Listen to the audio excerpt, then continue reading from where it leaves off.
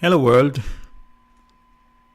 it is I, the Mystic Philosopher, and again you are tuned to the right number, the Mystic Philosopher. Let me welcome you to another of my video presentations in the series titled The Redemption from the Curse of the Black Spell. This presentation is titled The Civilized Races of Mankind, Charles Darwin's End Time Prophecy Revealed, Part 2. It is a follow-up, as I have promised, in my most recent video presentation called Ebola, Charles Darwin's End Time Prophecy Revealed. If this is the first time that you might be watching or listening to any of my YouTube videos, I ask that you check out all the rest of my videos that are here on this my channel called The Right Number, the Mystic Philosopher. And I can almost guarantee you that if you are very serious, if you are indeed serious and honestly interested in getting another perspective on many topics or many subjects, topics and subjects that some people in ignorance and others knowingly and deceptively called controversial, some of which you might have just taken for granted, things that you might have just accepted as truth, having been taught for all your life by the system and society that they are true, and some of which you might not even seriously thought about by yourself, then here is the channel that you might want to be tuned to. You are at the right place. Now, before I begin, please let me quickly remind you of the prophecy that what was revealed and discussed in part 1, titled Ebola, Charles Darwin's End Time Prophecy Revealed. And I quote, "At some future period, not very distant as measured by centuries, the civilized races of man will almost certainly exterminate and replace the savage races throughout the world," unquote. So that's the prophecy that I talked about, and that is what we will be getting into more here. Now, in this presentation, I will be answering at least three of the questions that were emailed to me by some of my viewers and listeners, along with the two questions that I asked at the end of part 1. In part 1, the questions I asked at the end of part 1, presentation part 1, if you will. Namely, what can we do to be saved, or what must we do in order to be saved or delivered from the evils that the black Caucasians have brought upon us and upon the earth? And the second question is there any hope for us? Now, from the list of questions here is question number 1. From the list of questions I've received, here is question number 1, which I will address first. It said, "Please define for your audience who the black Caucasians are," unquote. That's a very good question, sir, madam. And I really appreciate you asking it. And also I appreciate the opportunity to respond to it. In fact, since I have coined and have been using these three terms or these three phrases, the black Caucasians, the black force, and the black police, I have not surprisingly noticed some very strange activities, reactions, and patterns of behavior, to say the least, on the net with my Facebook and YouTube postings and accounts. It has become more apparent that there are those who do not want to be identified for who and for what they are, and that they will take great pleasure in calling, naming, labeling, profiling, and listing others as black, but they themselves don't want to be called black. And at the same time, there are some of my own people that are offended and mad at me for using these phrases. I have one self-proclaimed black man, self-proclaimed black power activist and black supremacist and anti-white supremacist advocate, accused me of taking the only thing that our people have left. The only thing that the oppressor, according to him, the only thing that the oppressors haven't taken or haven't kept for themselves, the word black and blackness, which according to him is our only identity, and that I am now committing sacrilege against my people by giving it to the enemy, by calling the white man black. So, who or what is a black Caucasian? For your information, my viewer, and to whom else it may concern, the word black is an English word, and as such it belongs to the English people and their language, also called the English language. And according to most English language grammar books, including English dictionaries, there are 8 parts of speech, namely nouns, verbs, adjectives, adverbs, pronouns, conjunctions, prepositions, and injunctions. And also for your information, some English grammar books add what is also called a 9th part of speech, known as an article. Now please note that it is called part of speech because each part of speech or each word has its individual and unique function within the speech, within the sentence, within the language, and during the process of the written or verbal transmission and communication. Now, according to the basic English grammar rules as confirmed by the English dictionaries, the word black is an adjective.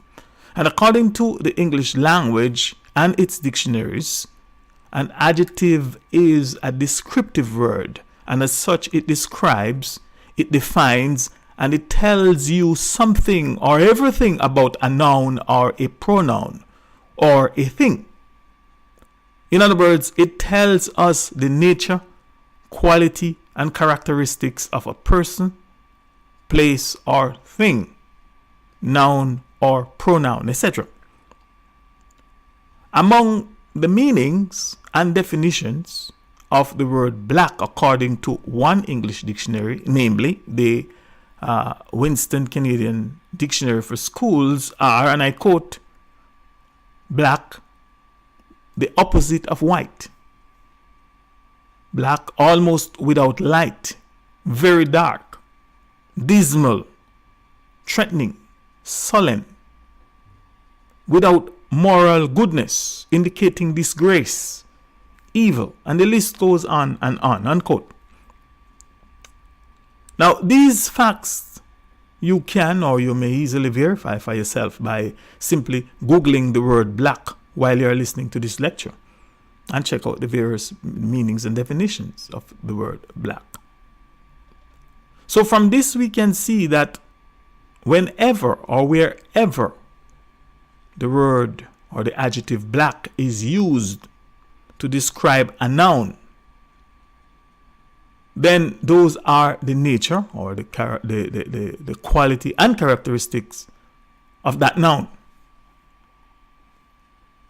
The word Caucasian, according to the English dictionaries, is a noun. Therefore, the word black means, defines, and implies a black Caucasian is the opposite of a white Caucasian. Now, please listen very carefully. were one to be found to exist. Let me repeat that.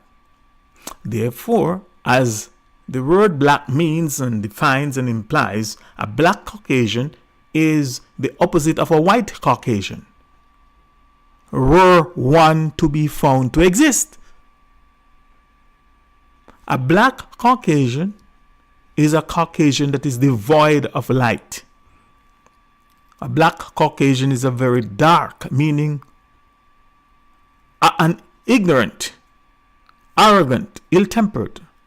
A black Caucasian is devoid of moral goodness, devoid of soul, devoid of conscience, devoid of fairness, devoid of human feelings, emotions.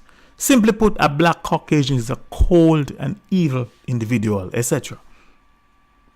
And the black Caucasians is an evil group of individuals from the Caucasian race.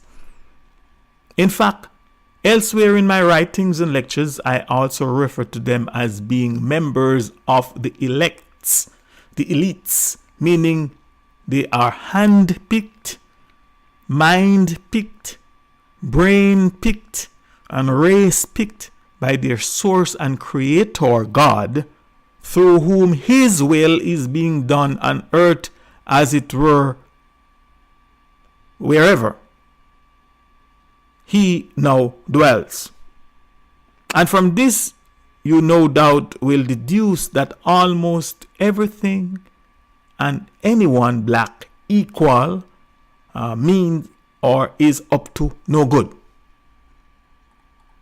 Example. Here are some examples. A blacklist. A blacklist is a list of people or products viewed with suspicion or disapproval. So if you are really and truly black, then you should not at all be surprised or be complaining or protesting if or when the government, if or when the police and others see and treat you as suspicious, as threatening, etc. B. Black magic. Black magic is defined as magic involving the supposed invocation of evil spirits for evil purposes. Note, black is an adjective and white is also an adjective. And magic is a noun. However, black magic is defined as evil and white magic is defined as good, or white magic is used for good purposes while black magic is used for bad purposes. And by the same token, our basic intelligence should tell us that a black man is evil and a white man, were one to be found to exist, is good. A black day. A black day is defined as a day when something very unpleasant or very sad happens. Another example, a black flag or a black sign is not something that most people that knows and understand the meanings and the meanings of the word black would want to see. We know of some black flag that is being raised now and people are scared because black, the word black. Even an inanimate object like a black car can be viewed and interpreted as an ominous car, a hearse, a kidnapping car, a suspicious looking car, etc. Now, please bear in mind at all times, and as I have repeatedly expressed in almost all of my lectures and presentations, that there are no white Caucasian or white any physical human, natural, native earthly human or otherwise, that are visibly or that are visible to our human eyes and that are living on this our planet Earth. None that I'm aware of. None that I've ever seen. And that is why I, the Mystic Philosopher, has said and has maintained that only a black Caucasian or a black someone that is knowledgeable of these facts, these truths, would knowingly and intentionally called, name, label, profile, describe, and blacklist an entire group, a family, or a race of natural native earthly humans, black or black people. Only a black Caucasian or a black someone would do such a thing. Now, question number 2 from the list of questions. Another of my viewers and listeners asked, and I quote, Mr. Mystic Philosopher, according to Charles Darwin, at some future period, not very distant as measured by centuries, the civilized races of man will almost certainly exterminate and replace the savage races throughout the world. Please note that he did not say that the savage races throughout the world will be replaced by one civilized race, but by the civilized races, plural, meaning more than one race. If the civilized Caucasians is one race, who are the other civilized races? Unquote. Now, that's another great question, sir or madam viewer. And I greatly admire your very keen observation, your very keen insight and intelligence. From the question you ask and the thoughtful way you ask it, I know that you did not watch or listen to my entire presentation, and that you are not like, in fact, let me repeat that. From the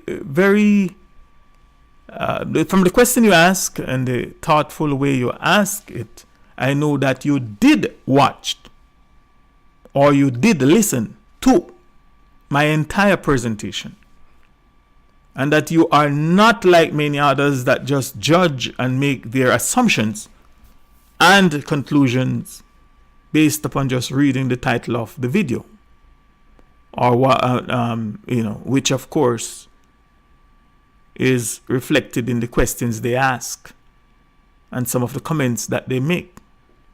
So I know you did watch, and I appreciate that.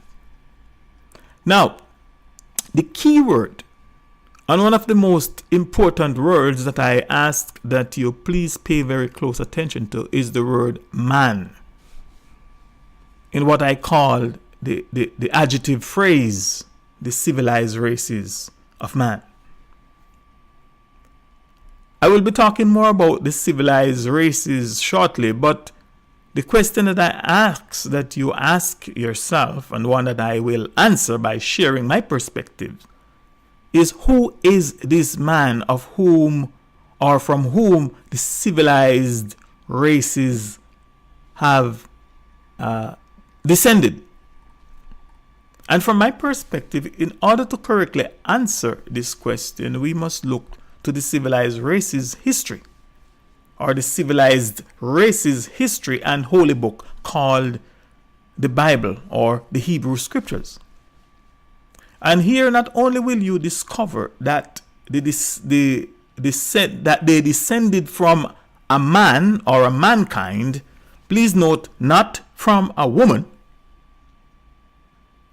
and ancestor that was himself created, but from an ancestor that he himself was created or made by another man, another male, or if you prefer, created or made by a man or a male god, a man god or a male god, and that no woman was at all involved in the process and creation of this or of their ancestor. but that a woman only came later from the rib of the man, their ancestor. And the name of that man is Adam. Now, and I quote, and God said, let us make man, quoting from the Adamic race history and holy book, and God said, let us make man in our image, after our likeness, and let them have dominion over the fish of the sea, and over the fowl of the air, and over the cattle, and over all the earth, and over every creeping thing that creepeth upon the earth. So God created man in his own image. In the image of God created he him, male and female created he them.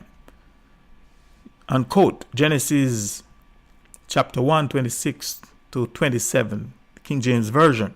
Or, let me quote from another version. This time from the New International Version. The same scripture, the same verses. Genesis 1, 26 to 27. Then God said, let us make mankind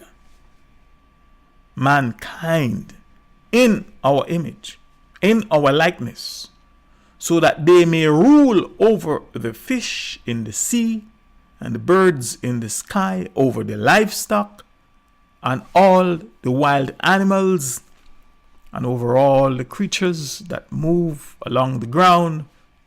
So God created mankind in his own image. In the image of God created he them, male and female created he them. Unquote. In the image of God created he him, and male and female created he them. The creation of the Adamic woman.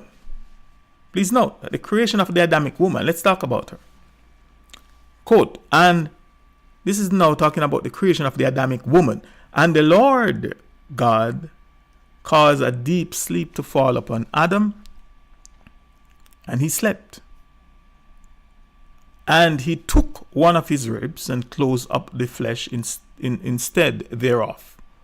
And the rib which the Lord God had taken from man made he a woman, and brought her unto the man. Genesis, unquote, Genesis chapter 2 and 21, verse 21 to verse 22. That is the King James Version. Now the same verses from the New International Version. And I quote, so the Lord God caused the man to fall into a deep sleep. And while he was sleeping, he took one of the man's ribs and then closed up the place with flesh. Then the Lord God made a woman from the rib he had taken out of the man, and brought her to the man. Unquote. And according to their Adamic race history book and holy history and holy book, the Christian Bible, all descendants of Adam are his races. And even if you just look at the word Genesis, you will see the word gene. They are known as Adam's fallen race and races. And even one of us, and every one of us, the natural native earthly human, can see for ourselves that they are here tumbling out of control.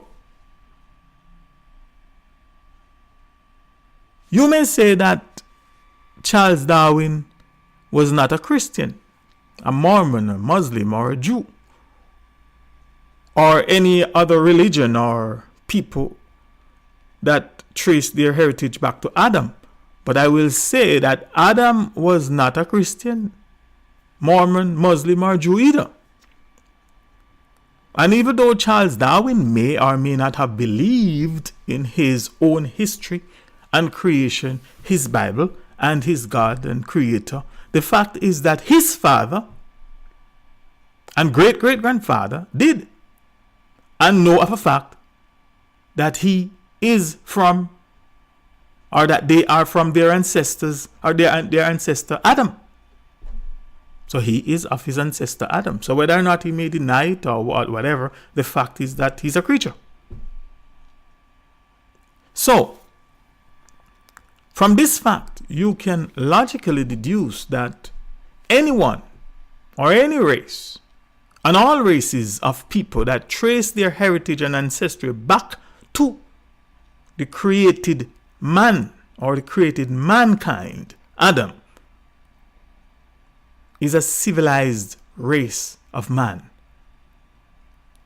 The man known as Adam. Once you're tracing your heritage back to this creature because he was created Adam, then you are of the civilized race. You are one of the civilized races.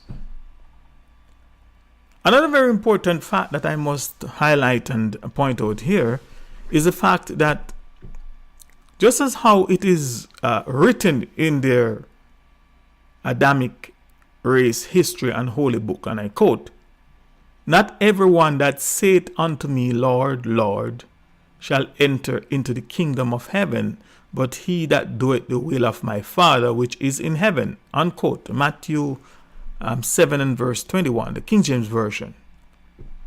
Not all people, I want you to understand that not all people from the civilized races of man, the civilized races of Adam, will automatically make it into the planned and dream after utopia kingdom of man. In other words, not just because a person is a Caucasian, identifiable by their pale, pinkish pale, reddish pink, gene recessive or melanin or carbon deficient skin complexion, among many other physical features and behavioral characteristics, mean that they are automatically qualified for the father's creators or their father's or creators' kingdom. Not at all.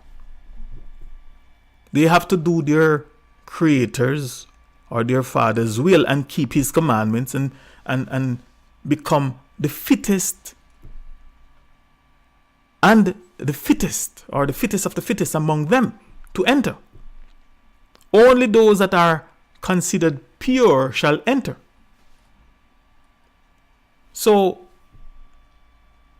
it is the cream of the crop from the Adamic race, and by extension the Adamic races, that according to Charles Darwin's prophecy will replace us, the natural native earthly humans, that he called the savage races, in the event his prophecy comes true.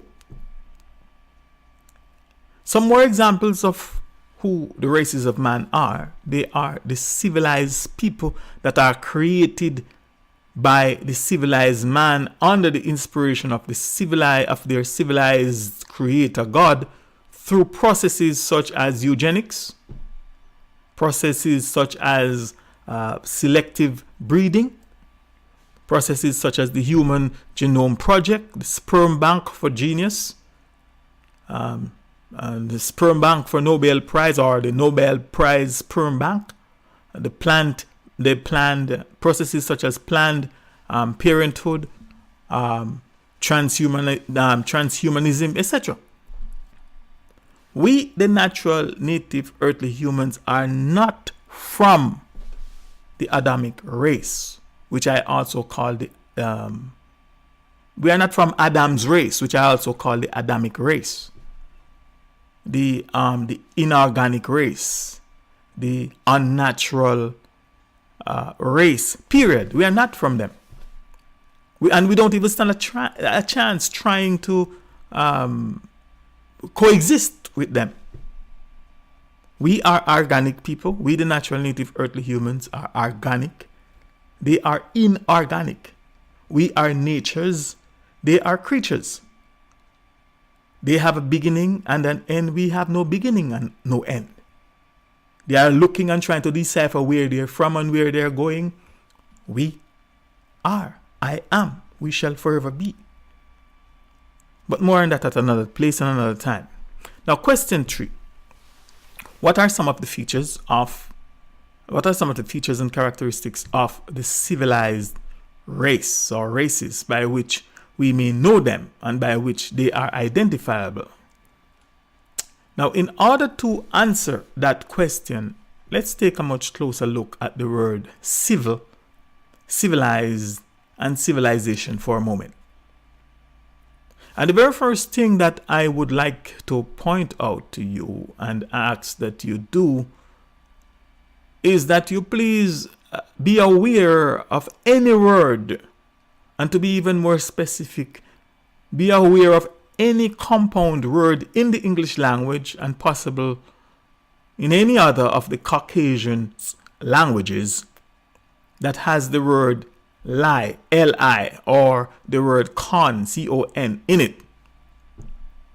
Remember, all the Caucasian languages has the same or have the same root and belong to the one family tree.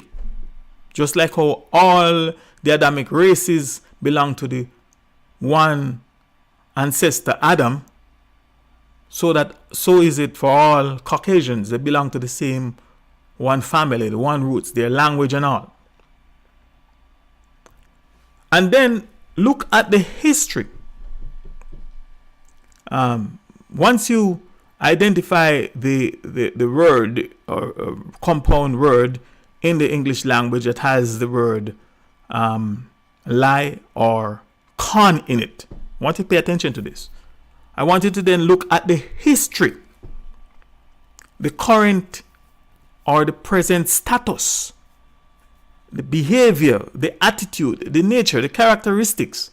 Look at the manifestations of the person, of the people, the place, or that thing.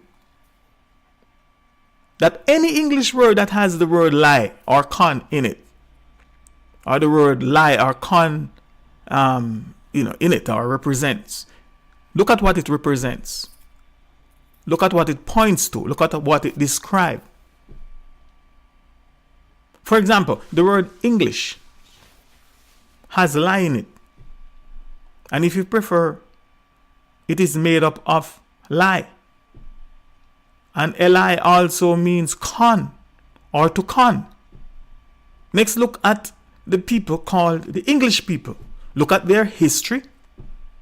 Look at their language. Look at their current and their present status in the world.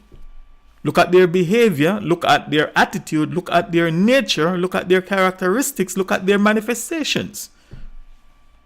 And see for yourself if you can find anything lying or conning about them. Look at their history. Examine them. And while at it, look at words such as allies, be-lie. English words such as allies, be-lie, belief, believe, religions, police, politic, politics, politicians, polite, parliament, civilize, civilization. And for the cons, look at words such as constitution, convert, conforming,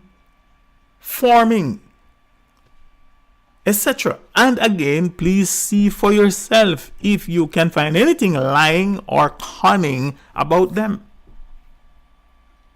or the people, places, or things that these words represent, or these words point to, or these words describe. See if you see anything conning about them or lying about them. Politician, police. Check it for yourself. Now, the word civil, from which the word civilization is derived, means and is defined as, and I quote, conforming to normal standards of politeness, unquote.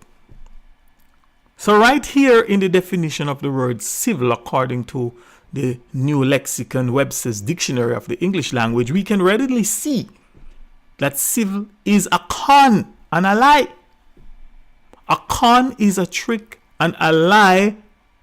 And as you shall no doubt shortly see, that the same is true for civilization, or more correctly, the concept of civilization. So let me revisit the meaning of the word civil one more time for you.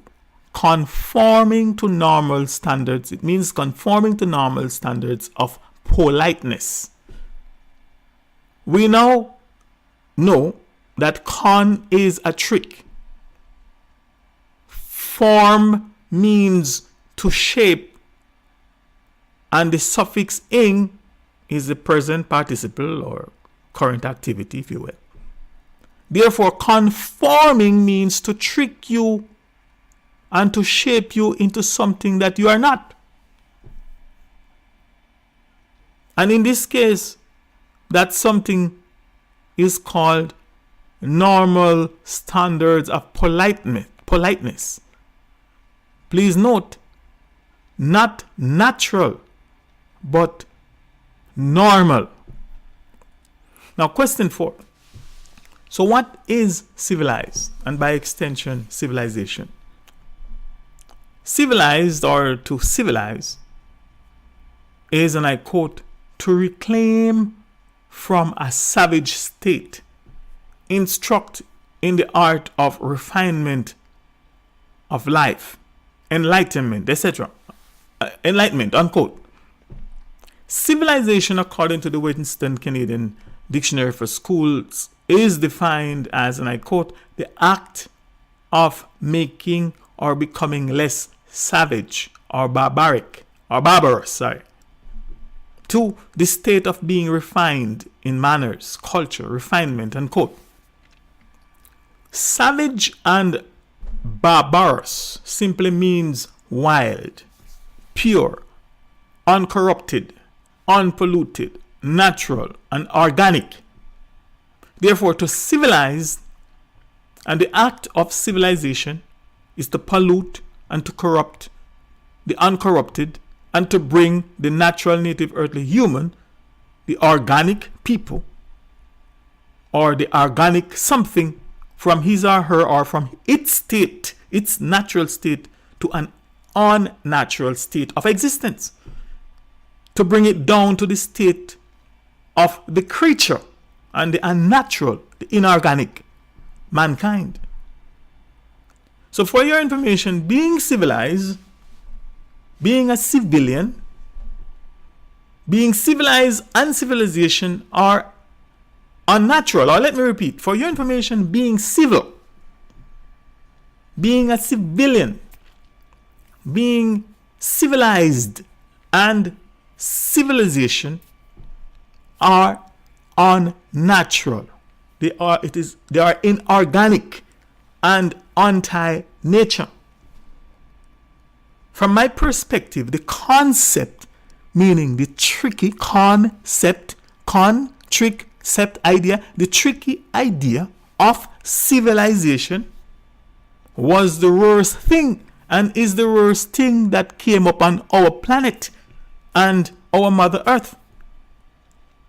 And its invasion has brought about the demise of my people, the natural native earthly humans, the organic people. It has brought about the demise of all our fellow natural native earthlings. It has brought about the vicious assault, depletion, and the current slaughtering, exterminating, and destruction of our planet and Mother Earth. Civilization does it. The creatures, the black Caucasians, are the civil, or if you prefer, the inorganic people, or the civilized mankind, are the most deadly virus to have invaded our planet Earth. From my perspective, and as I have mentioned before, civilization is an alien ideology, meaning Alien meaning a strange ideology that was brought here to the planet from another place. Possibly it was brought here from another planet somewhere out there in our galaxy. Or even outside of our galaxy by some, but somewhere that is external to our planet Earth. Or it was brought here from another density or dimension or another realm, etc. And that it was brought here by aliens, by the interplanetary invaders, also called extraterrestrials, space people, or outer space people, by God or gods, lords or Elohims, etc. The gods and creator of the civilized man and his, meaning the man's or the Adam's civilized races. The truth that my people don't know or don't remember, and the truth that the civilized man and the civilized races, the inorganic humankind, the black Caucasians, don't want you, my people, to know or to be reminded of or to be awakened to, is the fact that unlike them, we are not creatures. That unlike them, we were not created. That unlike them, we are not from the Adam's race or races. We are not from the civilized races. That unlike them, we are not Adamic people, or we are not humankind. The truth that my people don't know or don't remember, and the truth that the civilized mankind, the races, and the black Caucasians don't want us to know or to be reminded of, is that the Adam and Eve story is about them. Them meaning the civilized races. They don't want us to know or be reminded of that the creation story is about them, the humankind, the inorganic people, the newcomers, or to quote the late Dr. Khalid Mohammed, the Johnny come lately, that are now are claiming to have discovered us and the new world. How insane. We know, not believe, we the natural native earthly humans that are awakened and are reminded of these facts. We know, and not believe, but know that we came forth from our source mother, a woman, and not from a male or a man. We know, not believe, but know that anything and everything, anyone and everyone that is created is unnatural, is inorganic, and is anti-nature. And thus it or they have and will function unnaturally.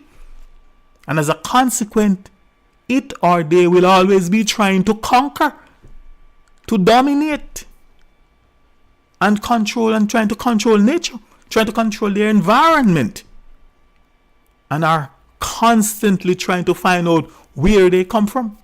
And above all, that it is through their ancestor, the creature called Adam, that evil and wickedness, also called sin, entered the world and visits our people, and that they are the product of sin, that they are sinful or full of sin, that they are the ones that are born in sin and shaped in iniquity, not us, a fact that they admitted and that they have admitted to in their history and holy books. The whole purpose and goal for the creation, which I also call the creation of the inorganic humankind by the creator and God, by their creator and God, are for them to civilize, for them to come and pollute, for them to come and corrupt and make unnatural everyone and everything upon the earth, and even below the face of the earth, and also called civilization, for them to bring this deadly virus ideology called civilization. This truth is also plainly written at least once, at least in one of the Adamic race history and holy books. The civilized race, or the civilized man, by extension the civilized races of man, or more correctly the civilized races of mankind, are creatures, and as such they are unnatural, meaning that unlike us, that are the natural native earthly humans, they are an invention. They are the results of their God's scientific experimentation. They were created just like man-made animals, or selectively bred animals that did not come about naturally. For example, cows, dogs, etc. The civilized man or the civilized mankind, they have no natural state to return to, and without maintenance of their current and civilized state, they will die out or cease to exist. In fact, any and everything that is made or come about through crossbreeding and laboratory tinkering has no natural state to return to. The civilized man, and by extension the civilized races, cannot coexist with nature or things that are natural. The civilized man or the civilized races are parasites and destructive vampires. In fact, the civilized mankind is a self-destructive, and while in the process of destroying him or themselves, they will destroy everything and everyone that come in contact with, and if or when nothing is left for it to destroy, it too dies. The civilized races of mankind have a beginning and they have an end. They are vagabonds and wanderers, meaning they don't belong here, if at all anywhere. No doubt their creator and God, no doubt like their creator and God, they are interplanetary invaders, meaning they want to invade, conquer, colonize, enslave, and control any and every planet that they become aware of. That's just what they are. The civilized man are explorers. They are killers. The civilized races, they are murderers, killers, mass murderers, thieves, cons, liars, perpetrators of genocides, exterminators, conquerors, slave traders, slave masters, capturers, controllers. In summary, the civilized races of mankind are the real and true black people. And the civilized races of mankind are dreadful and are to be feared. Their evil and wickedness knows no end, nor can it be comprehended by us, the organic people, the natural native earthly humans of the earth. So, now you know the meanings and the definitions of civilized, and civilization.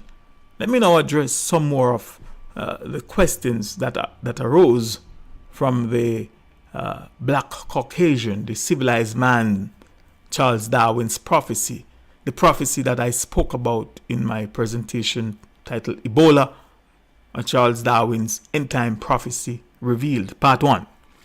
Quote, again I quote the prophecy, at some future period, not very distant as measured by centuries, the civilized races of man will almost certainly exterminate and replace the savage races throughout the world, unquote. Now this also brings us to question 5 to 6. Question 5. Is there any hope for us? From my perspective, if by hope for us you mean will or can we all survive the vicious onslaught of the black Caucasians and the their intense desire and determination to exterminate us, the answer is both yes and no. And please let me explain. Yes, some of us will survive. Some of us will survive. However, I must regretfully inform you that most of us will be exterminated. And the number one reason outside of the bloodthirsty hearts, outside of the bloodthirsty hearts and wickedness of the inorganic people, the black Caucasians, the inorganic humankind, the black Caucasians, why most of us will be destroyed is the reason, number one reason, is the thing called ignorance. My people are destroyed. My people are being destroyed. And my people will be destroyed because of ignorance. It's one reason, number one reason.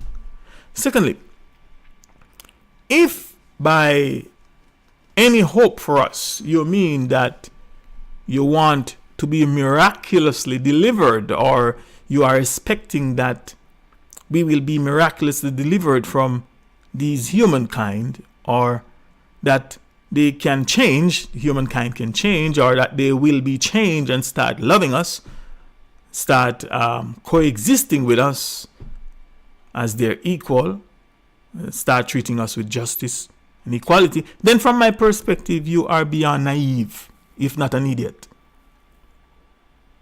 Third, yes,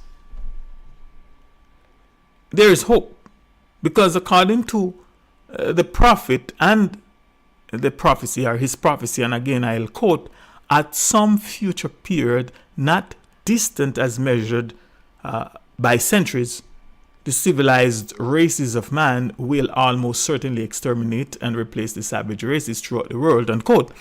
The hope in this prophecy is also found in the key phrase, quote, will almost certainly exterminate, unquote. In other words, he is not 100% certain that he and his people, or he and his race will succeed, his civilized race, will succeed in their quest and ambition, which is to exterminate us from off the face of the earth and replace us with themselves. And the record has shown, and will no doubt continue to show, that since their creation and arrival on this our planet, our home and Mother Earth, since their arrival here, they have tried several devious methods, and that they are using almost all, if not all, their evil methods, their science, their ideologies and technologies, in an earnest attempt at eradicating us, at exterminating us. The record will also show that we are the most resilient people on the planet. According to one of our ancestors, the former Jamaican singer called Prince Buster, and I quote, you pick him up, you lick him down, he bump right back, what a hard man for that. Let me translate that. They pick us up and they slam us down, only to discover that we are the hardest people to get rid of, to die. Another fact to bear in mind as we think of hope is that we are not creatures, but that we are natures. Meaning our source and mother is nature.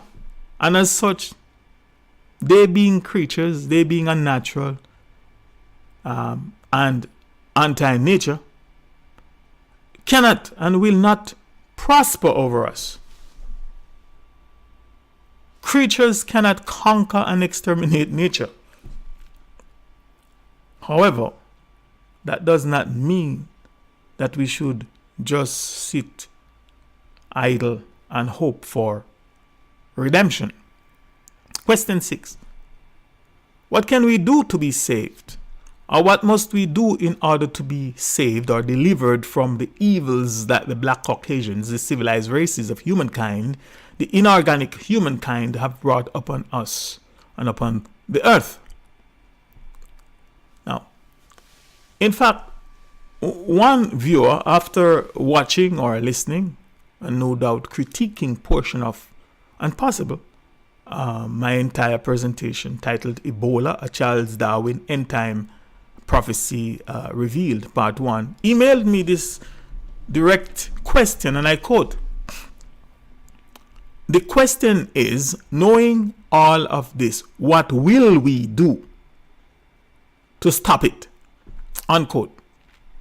Now, from my perspective, it is self-evident by this question that he too, like many others, have acknowledged and have also identified the fact that as a people, we the natural native earthly humans, we the organic people, are facing the real and true possibility of being exterminated by the black Caucasians, exterminated by the inorganic people, the civilized races of man, or civilized races, or more correctly, the civilized races of the humankind.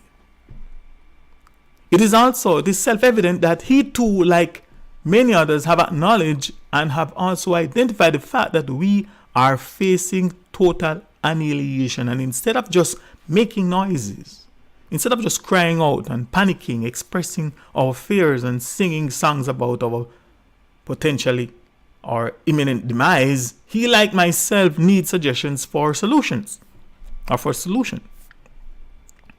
Or to be more precise, he needs practical suggestions that may bring about answers and practical solutions.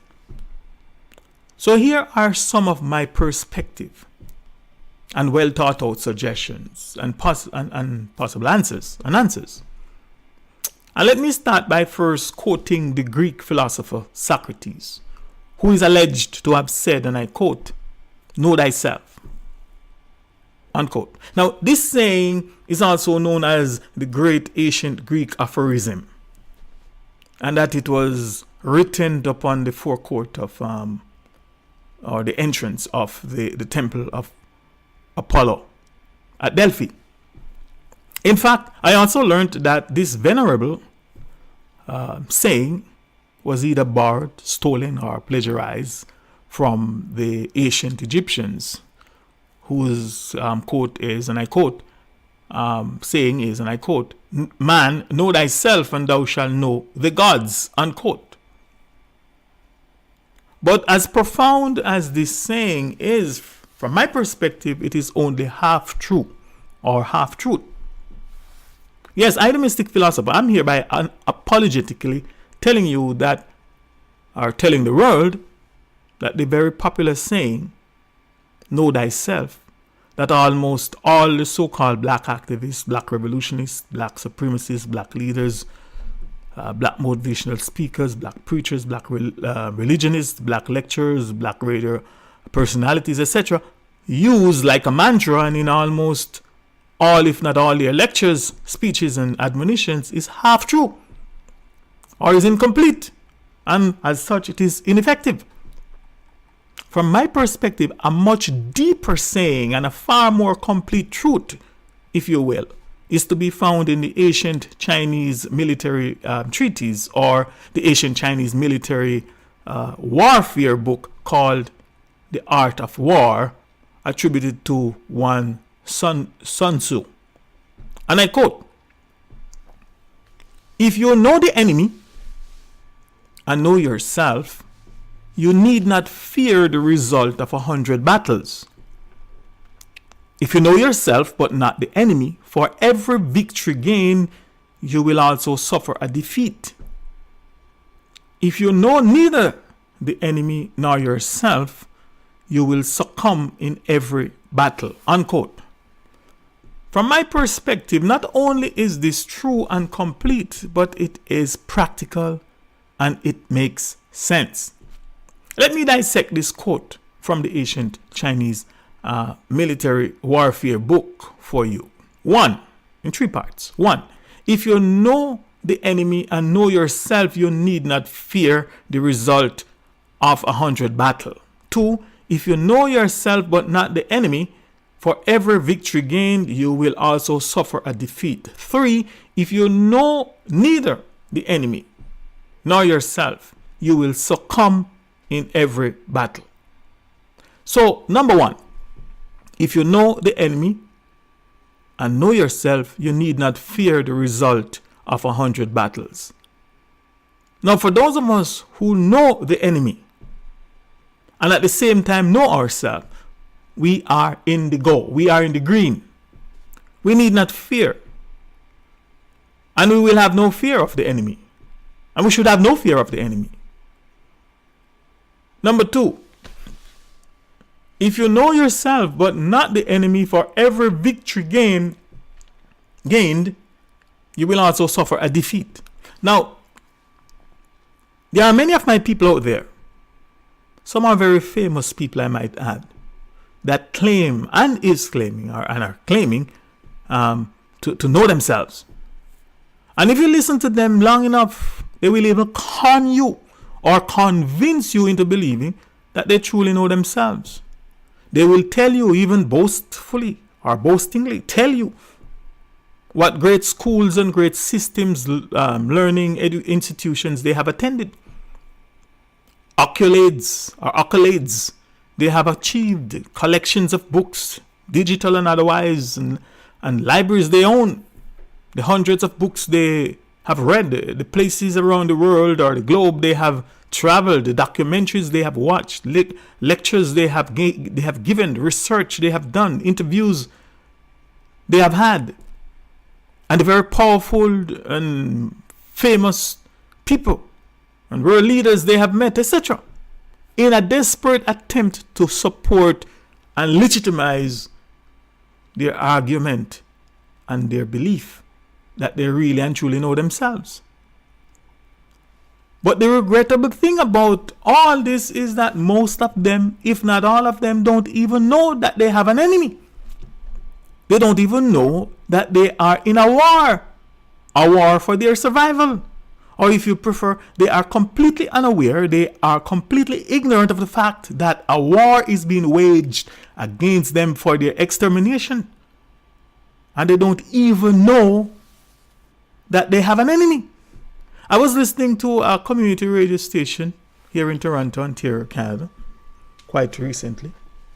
And I heard one highly religious and self-proclaimed black show host and black commentator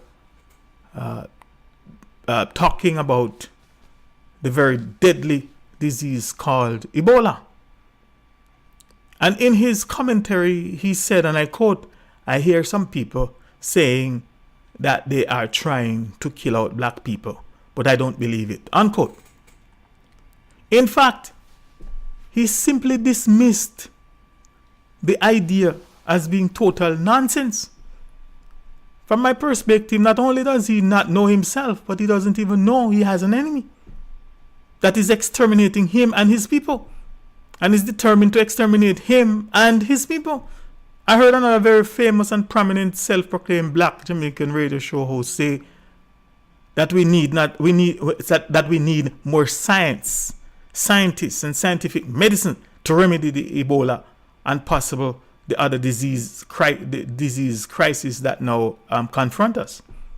And from my perspective, he is completely unaware of the fact that it is there meaning the black Caucasians, the inorganic science or scientists and their scientific experimentations that are our most formidable enemies.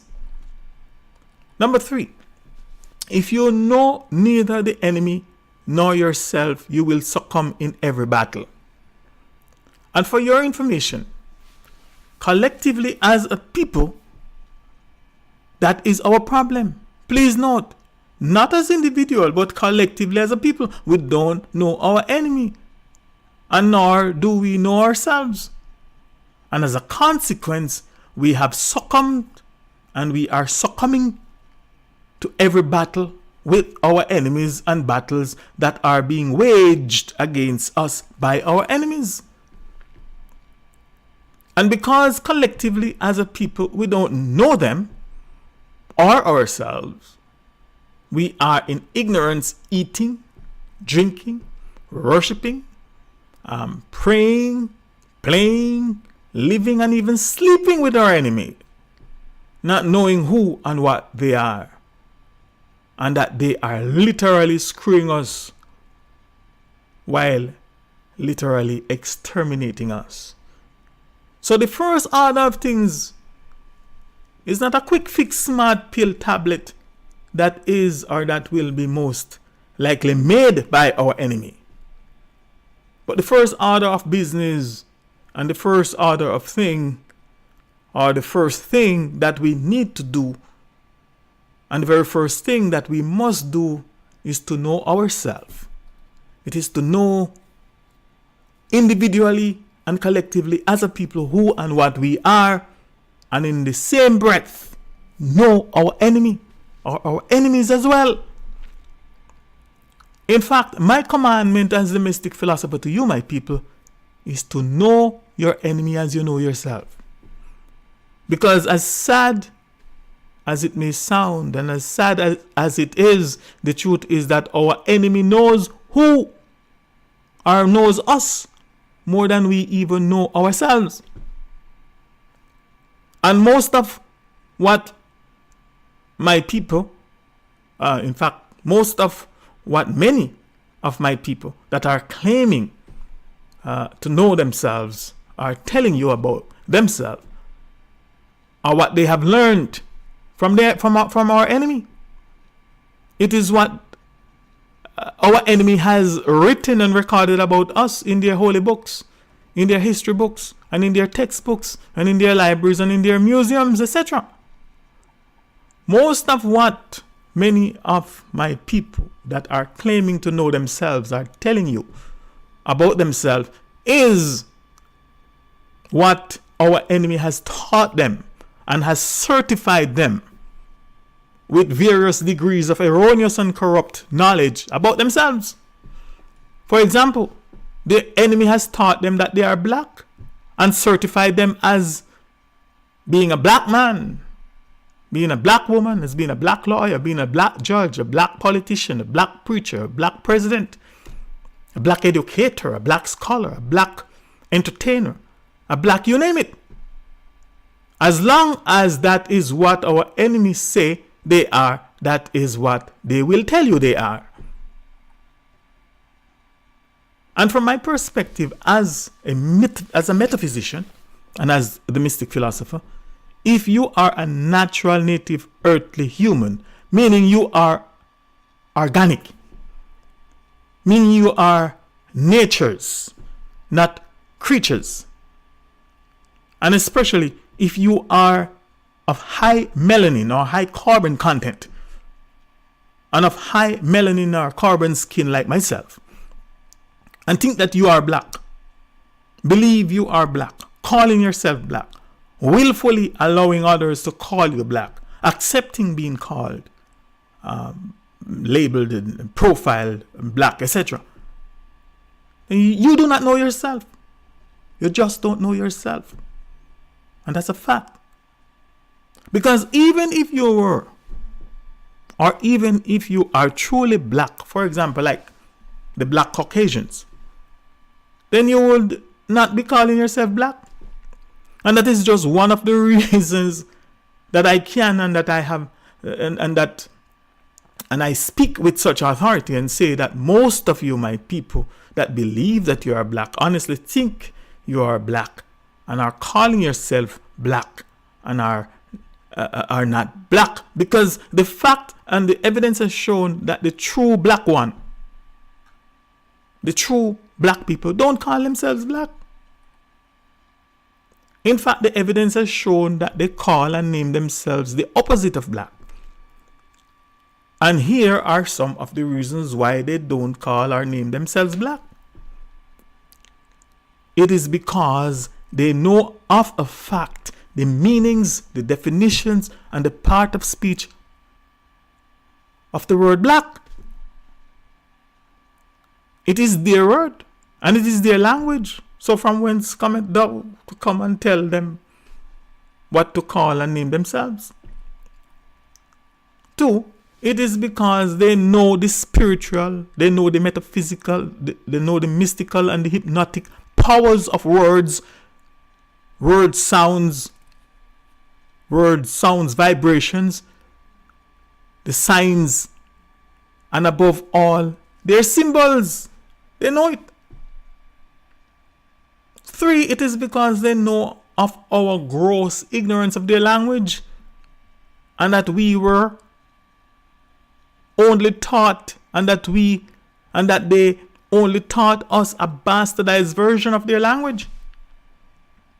And to prove my point, I will borrow a quote from one of our greats, who is now an ancestor, the Honorable Robert Nesta Marley, in one of his songs called Ambush in the Night. And I quote, he said, "They say what we know is just what they teach us.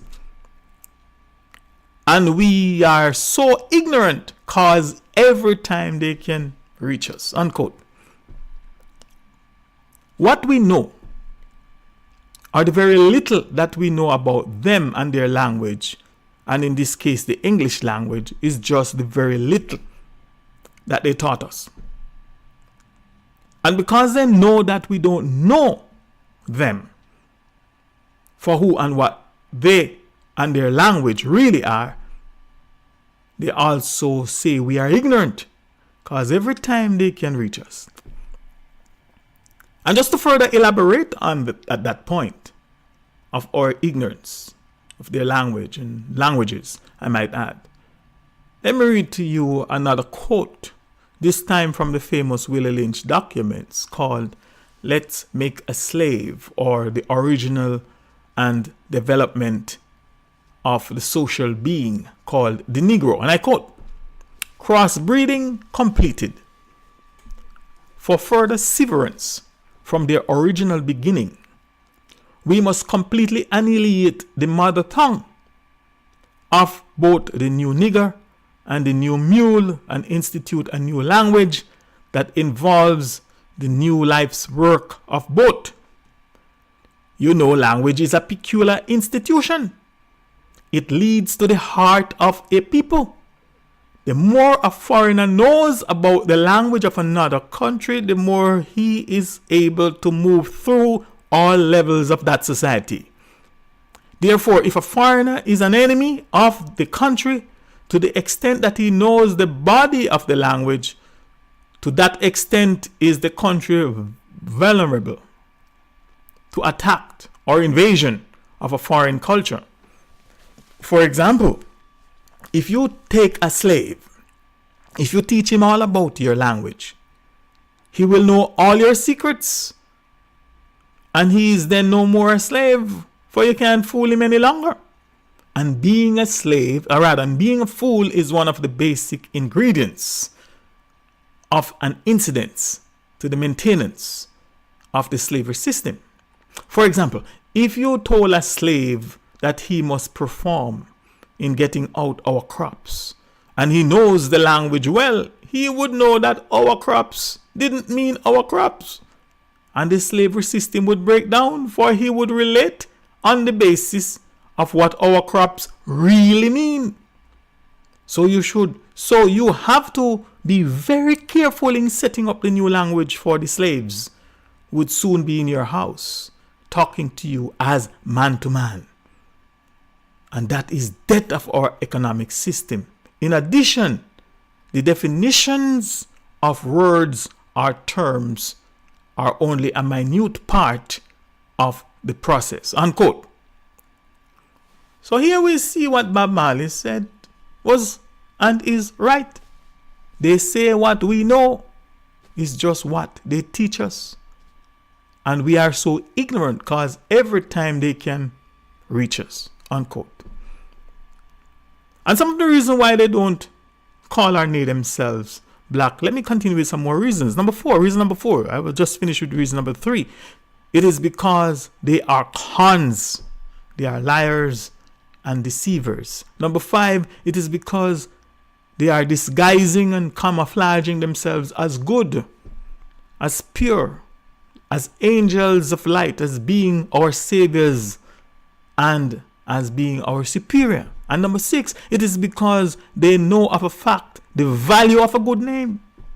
For even according to their own Adamic race history and holy book called the Bible, and I quote, a good name is rather to be chosen than great riches, and loving favor rather than silver and gold. Or to quote from another version, that was the King James Version, from the New International Version, it said, a good name is more desirable than great riches. To be esteemed is better than silver or gold. Proverbs, book of Proverbs 22 verse 1. So once we become awakened to the fact that we are not black, nor are we the black ones, that black means no good, that the word black is a curse, then not only as individuals but collectively as people, we have to start by removing the curse of the black spell that our enemies, the black Caucasians, have placed on us. And the very first but simple step that we must take in order to start removing the curse of the black spell is we must start by simply stop calling ourselves black and identifying ourselves as being black. We must start by stop calling our children black and identifying our children as black. We must stop calling and identifying our communities as black. Stop calling our countries, societies, nations, etc. black. We must stop calling our schools and centers of learning black. We must stop calling our businesses black. We must stop calling our culture and our heritage black. We must stop calling our music black. We must stop calling our story black. Example, our black story or our black history. We must stop it because it is the man's story, meaning the black Caucasian story, that is black. And it is he or they that have brought blackness upon us. Second step, we must stop answering to the word name, label, title, profile, description, and listing black. We must stop listing or referring to ourselves as black and as the black people. And though we might not be able to stop all others from erroneously, ignorantly, maliciously, contemptuously, denigratingly, and disparagingly and otherwise calling us black, we must first know of a fact intellectually, grammatically, linguistically, semantically, etymologically, humanly, physically, spiritually, philosophically, metaphysically, and naturally, that we are not black. And that the word black does not describe or define anything or anyone good. So, let me quickly recap. So far, I have answered and dealt with question 1. Please define for your audience who the black Caucasians are. And question 2, I've also answered question 2, Mr. Mystic Philosopher, according to Charles Darwin, at some future period, not very distant as measured by centuries, the civilized races of man will almost certainly exterminate and replace the savage races throughout the world. Please note that he did not say that the savage races throughout the world will be replaced by one civilized race, but by the civilized races, plural, meaning more than one race. If the civilized Caucasians is one race, who are the other civilized races? Unquote. Question number 3, I've also dealt with question number 3. What are some of the features and characteristics of the civilized races, or the civilized race or races, by which we may know them and by which they are identifiable? I've already addressed that. Question 4, so what is a civilized, and by extent, what is civilized, and by extension, civilization? I also addressed question 4. Question 5, is there any hope for us? I've also addressed that. And now let me answer question 6. What can we do to be saved, or what must we do in order to be saved from the evils that the black Caucasians, the civilized races of humankind, the inorganic humankind, have brought upon us and upon the earth? In fact, as I mentioned before, one of my view, having watched and listening to my video, the presentation titled Ebola, Charles Darwin's End Time Prophecy Revealed Part 1, had also emailed me the question, and I quote, the question is, knowing all of this, what will we do to stop it? Unquote. Now, before I continue to give my perspective, suggestions, and recommendations as to what we can do, should do, and must do in order that some, and please note, some, not all of us, might or will be saved or will be delivered from the evils that the black Caucasians, the civilized races of humankind, the inorganic humankind have brought upon us and upon the earth. I would also like to respond to my viewer or my listener and regretfully inform him that we should not and that we must not in the least be deceived into thinking or believing that in and by ourselves, we the natural native earthly humans, we the organic people, can stop the black Caucasians. That we can stop these inorganic race of humankind from exterminating us. Or stop, we cannot stop, by ourselves cannot stop their destruction of our planet and Mother Earth. Not at all. We of ourselves cannot do that. So the question, as he asked, what will we do to stop it? To think or to believe that we of ourselves are capable of stopping them is to affirm the fact that we do not know them. It is to affirm the fact that we do not know the enemy, and neither do we know ourselves. Meaning, really and truly, we do not know who and what the black Caucasians, the inorganic humankind, or the civilized races are. If or when we know the enemy, we would know that they are stone cold and deadly creatures, that they are dangerous creatures, that they are terrible creatures, that they are mechanical creatures, that they are vengeful, revengeful, malicious, and unforgiving creatures, that they have no natural native earthly human feelings. If or when we know the enemy, we will know that to try and stop them in and by ourselves is beyond committing suicide. It is to offer ourselves to them like lamb to the slaughter. It is to make their job of exterminating us even much easier. If or when we know the enemy, we would know that to try and stop them in and by ourselves is to repeat the very terrible and regrettable mistakes that almost all of our ancestors and fellow natural native earthly human have made. For example, it is to think, believe, and act like the native Indians of the Americas and the natives of the Caribbeans or the Caribbean islands that tried to stop the invader, the conqueror, and capture the black Caucasians, the inorganic and civilized races, and were obliterated. If or when we know the enemy, we will know that to try and stop them in and by ourselves is to repeat the very terrible and regrettable mistakes that almost all of our ancestors, like the Zulu kingdom, that fought against the British Empire, the black Caucasians in South Africa, in an attempt to reclaim their land and their freedom.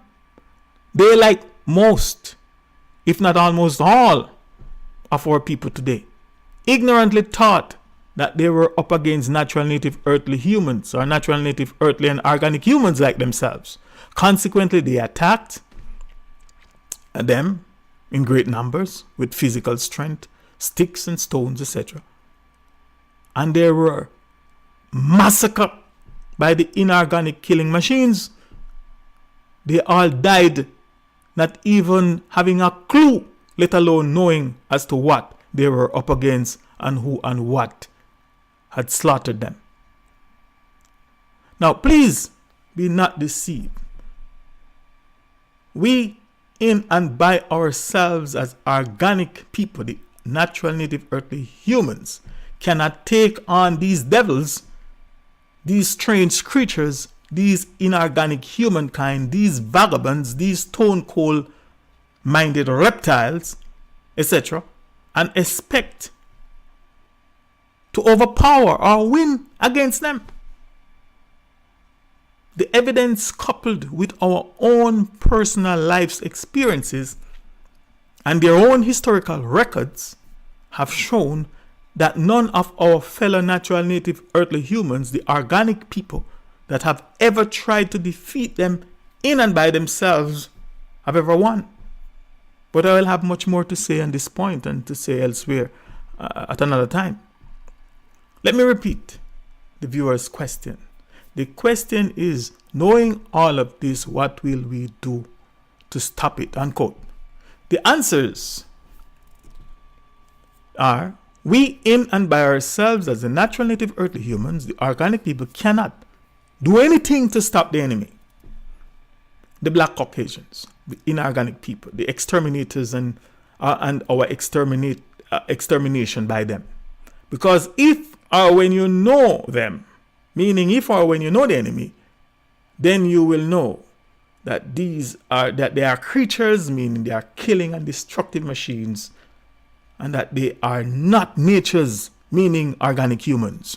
If and when you know the enemy, you will know, or you would have known, that they have proudly and boastfully tell you that for over the past 2,000 years they have brought nothing but death, miseries, diseases, pains, travails, sufferings, wickedness, and destruction upon the planet.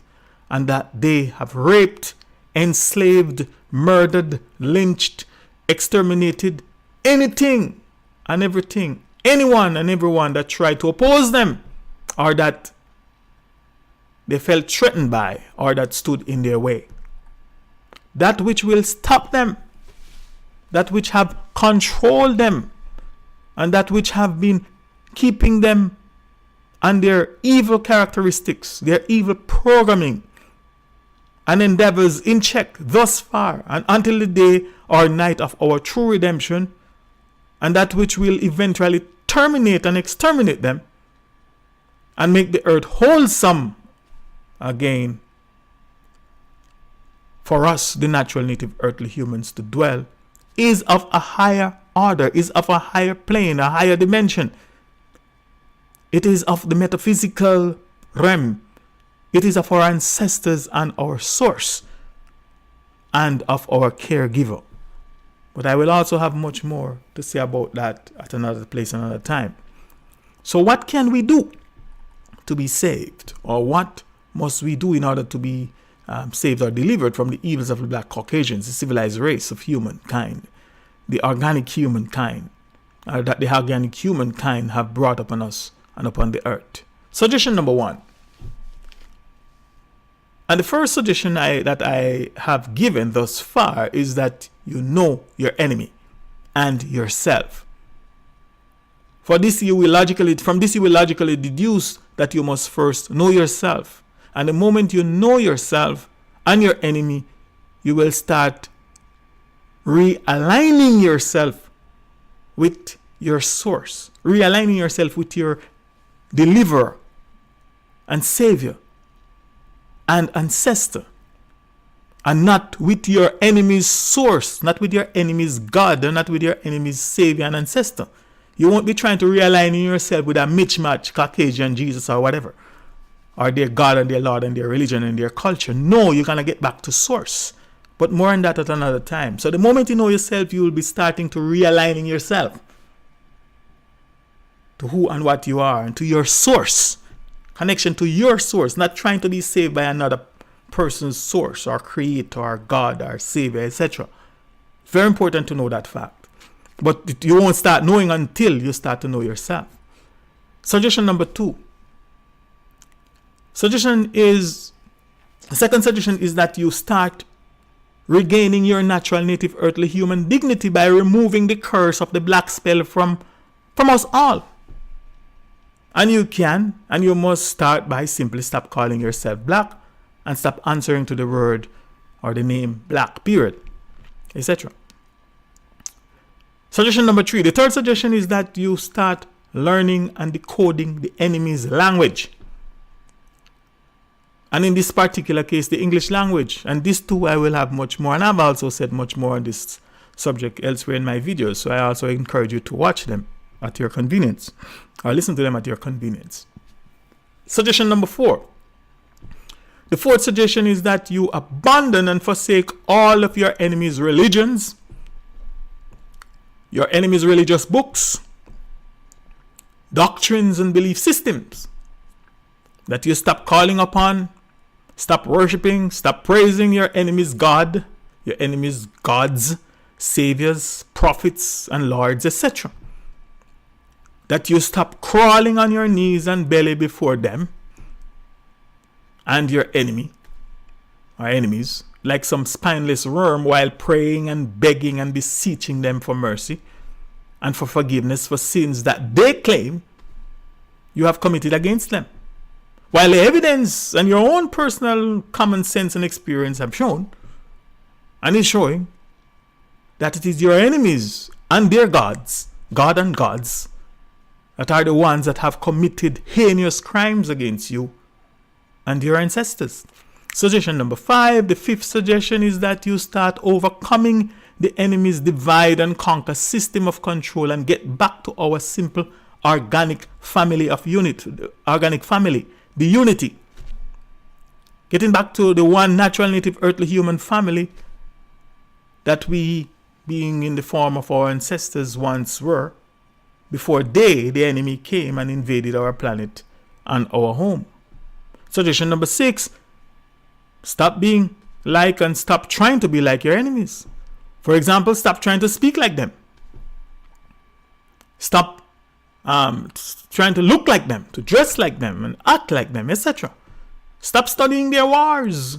Stop mimicking their wars. Stop fighting and participating in their wars. Stop buying and using their guns and their weapons. Stop wanting to be governed by them. And stop wanting to govern like them. Learn their systems of government. And start being your natural self again. Suggestion number 7.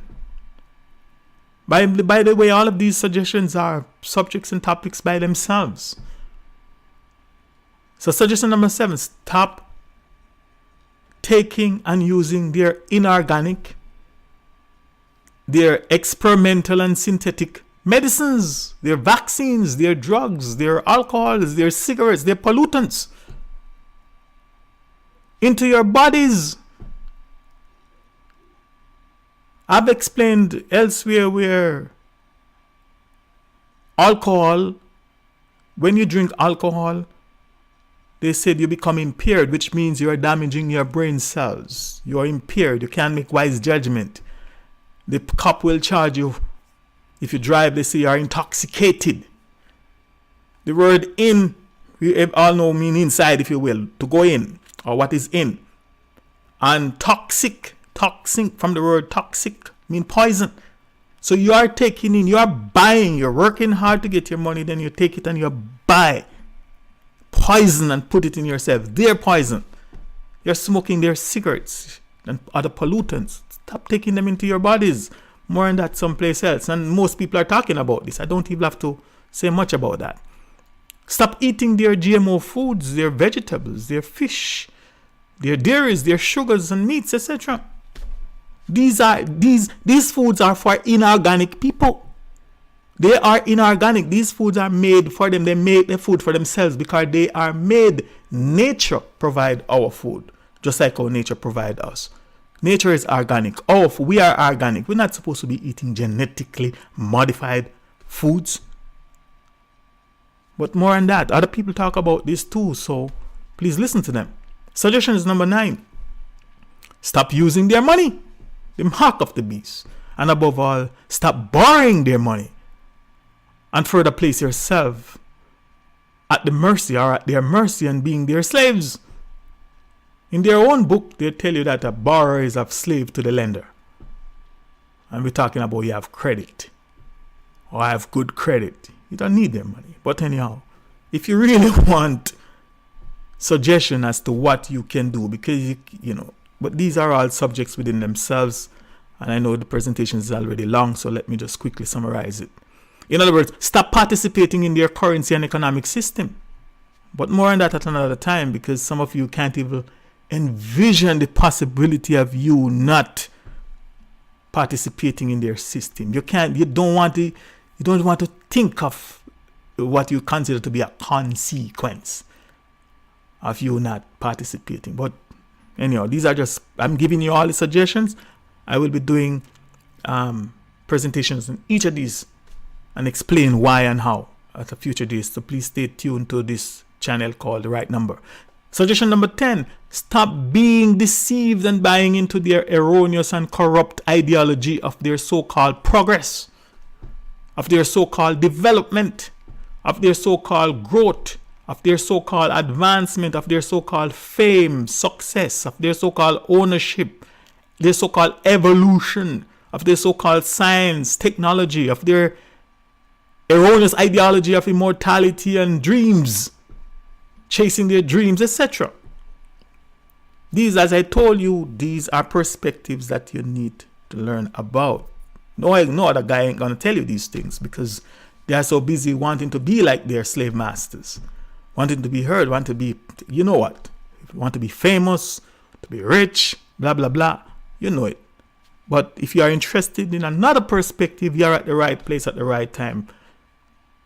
And please stay tuned. Suggestion number 11. Stop being ashamed of your real and natural roots and of your ancestors and of them being called primitive. And together let us start going back to where we are from and practice the ways, the rhythm, the culture, the spirituality, the medicines, the foods, the natural way of life of our ancestors, the way of life that had kept them in tune, that had kept them in balance and in sync with our source and Mother Nature for hundreds of thousands of years, if not millions of years. Long before our enemies, the creatures, these inorganic people, the black Caucasians, appear on this our planet and start to destroy us all. To destroy us all, the organic and the natural native earthly humans.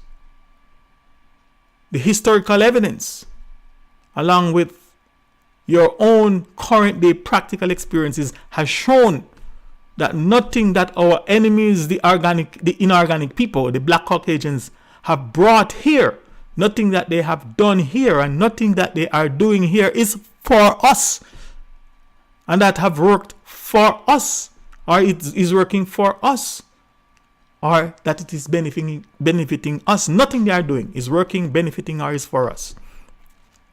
And the evidence along with our basic common sense have also shown that if we as a people continue to believe and to do the same things that our ancestors have believed and done with the enemy, and that we in succession have believed and done with the enemy and is expecting them, the enemy, are things that they are doing to change in our favor, then we are not only stupid, but we are indeed insane.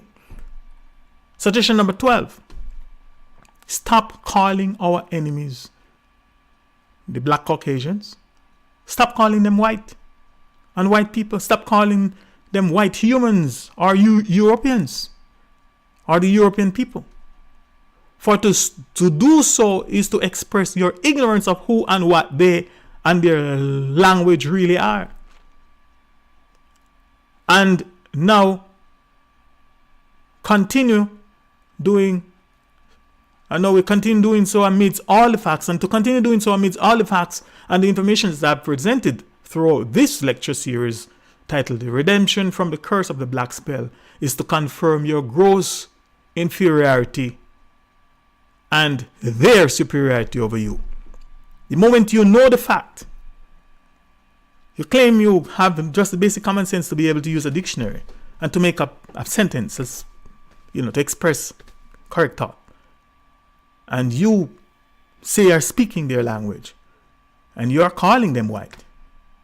White people, white humans, Europeans. And I defined for you in previous lectures what the word Europe means.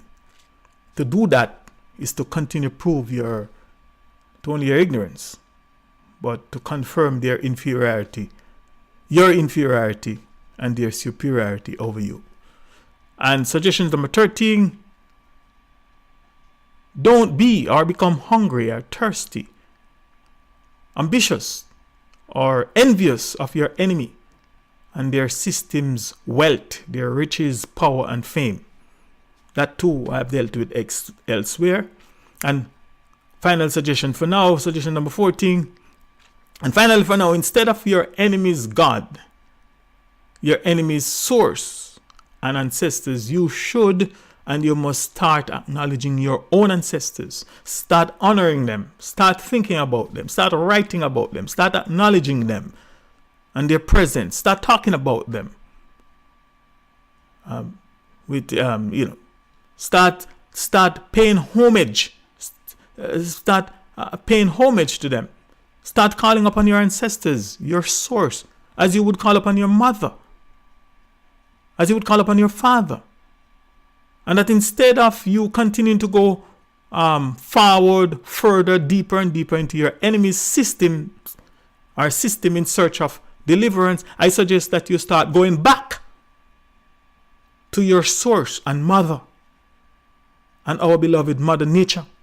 Because our basic common sense will and should tell us that we are them and that they are us. And from them we came and to them we will and shall no doubt return. And that they are the only ones that have a vested interest in our continued survival upon the planet, our source and Mother Nature. Now this is the end of this presentation titled The Civilized Races of Mankind, Charles Darwin's End Time Prophecy Revealed, Part 2.